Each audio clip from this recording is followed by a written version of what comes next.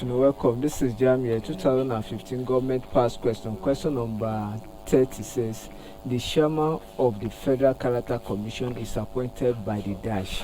The chairman of the Federal Character Commission is appointed by the dash. When we talk of Federal Character Commission, means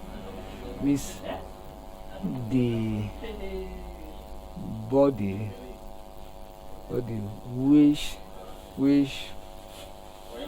focus on the equality system in Nigeria.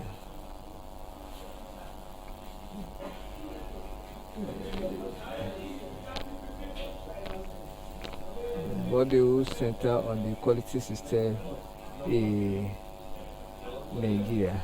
So option A say Secretary to the Federation, B say National Assembly, that is senators and reps. Then C say Minister of Labor and Productivity. Then D say President. So the person who has the power to appoint the chairman of Federal Character Commission is the President of the country, which is option D. Thank you, and make sure you subscribe for more videos.